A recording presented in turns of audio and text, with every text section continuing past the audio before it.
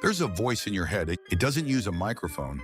It doesn't shout in public, but it speaks constantly. Sometimes it whispers, sometimes it criticizes, sometimes it predicts failure before you even begin. You're not good enough. You always mess things up. Why would anyone take you seriously? You'll probably fail anyway. This is negative self-talk, and for many people it feels normal. So normal that they don't even question it. But here's the truth. Just because a thought sounds familiar doesn't mean it's true. And just because it's your voice doesn't mean it's on your side. Negative self-talk is not random. It has psychology behind it. Your brain is wired with something called a negativity bias. From an evolutionary standpoint, your mind was designed to focus more on threats than positives. If our ancestors ignored danger, they didn't survive. So the brain became very good at scanning for problems. Mistakes, risks, social rejection, failure.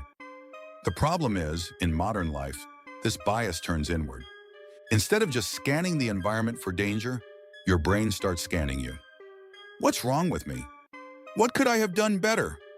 What if I embarrass myself? The same survival system that once protected you now critiques you. Let's go deeper.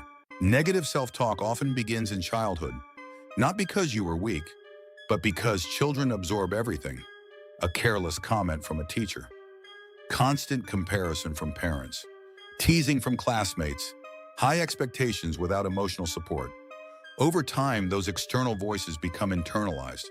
The brain records them, and eventually it doesn't need the outside critic anymore. It becomes its own. You might not even remember where it started, but you can feel its impact. Here's something powerful. Your inner critic believes it is helping you. It thinks that by pointing out your flaws, it can prevent failure. It believes harshness equals improvement.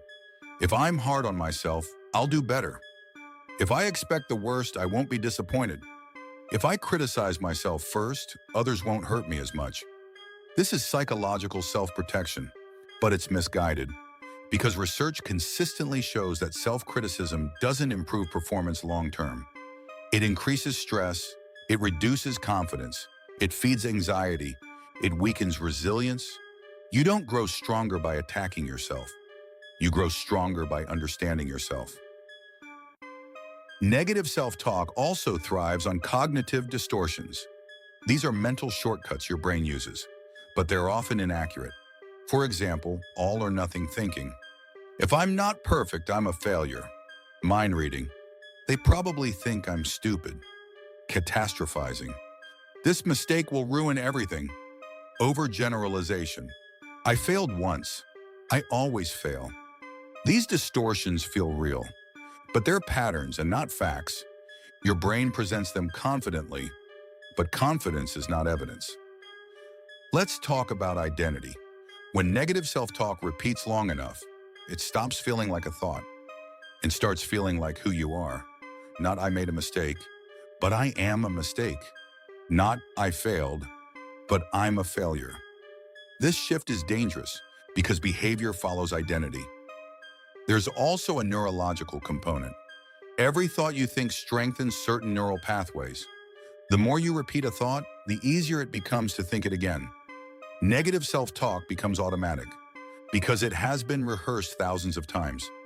It's not that you're broken, it's that your brain is efficient, it follows the strongest pathways. The good news? Neural pathways can change, but they change with repetition, not once, not overnight, but consistently. Another reason negative self-talk is so powerful is because it feels familiar, and the brain equates familiarity with safety. Even if the thought hurts you, it's predictable, and predictability feels safer than uncertainty. So when someone compliments you, it might feel uncomfortable. When you succeed, you might downplay it because it doesn't match your internal narrative. Your mind prefers consistency over truth. Hey, let's be honest about something. Sometimes negative self-talk feels motivating. You might think, if I stop being hard on myself, I'll become lazy. If I'm kinder to myself, I'll lose discipline. But discipline and self-hatred are not the same thing. You can hold high standards without attacking your character. You can want growth without denying your worth. In fact, self-compassion increases accountability.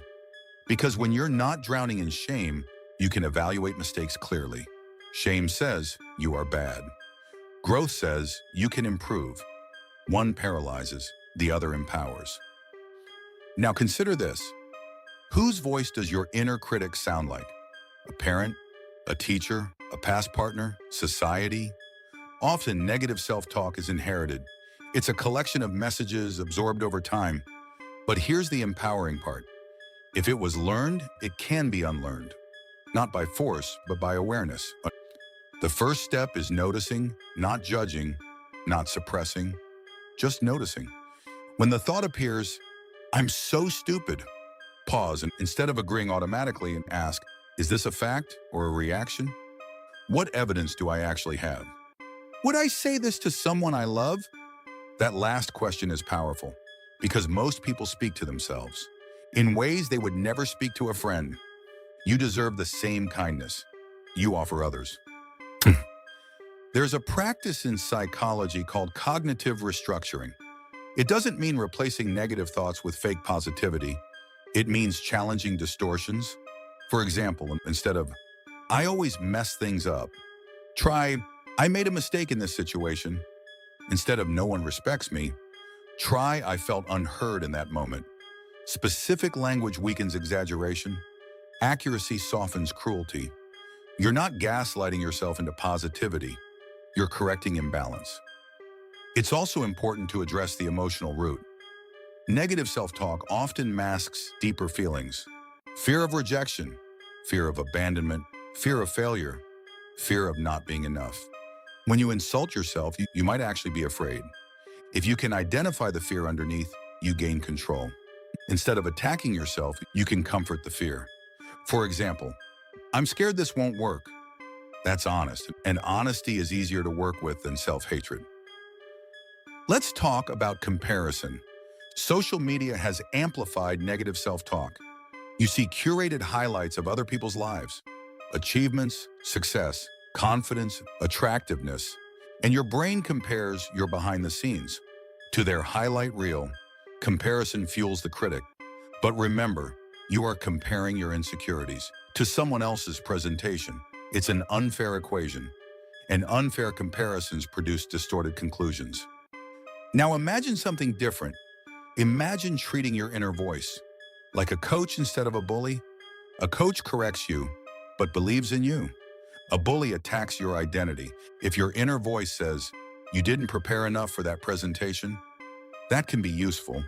But if it says, you're terrible at everything, that's destructive. The difference lies in tone and intention. Correction improves behavior. Condemnation attacks identity. Building a healthier inner voice takes practice. Start with awareness, then create distance.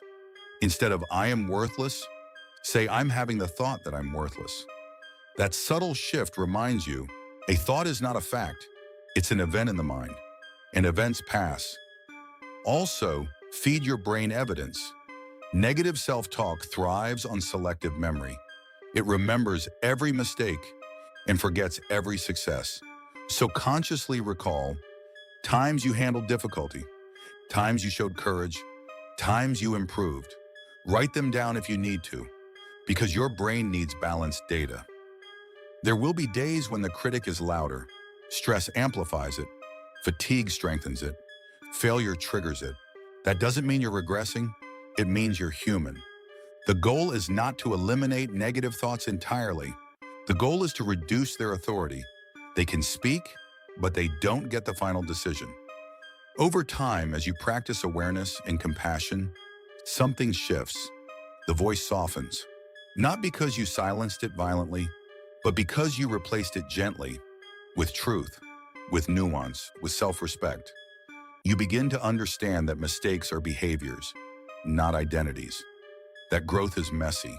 That worth is not earned through perfection, and that your value does not fluctuate based on performance. Negative self-talk may have once served a purpose. It may have protected you from disappointment. It may have pushed you to survive. But survival is not the same as thriving. And you deserve to thrive. You deserve an inner environment that supports you, encourages you, corrects you with respect, challenges you without humiliation.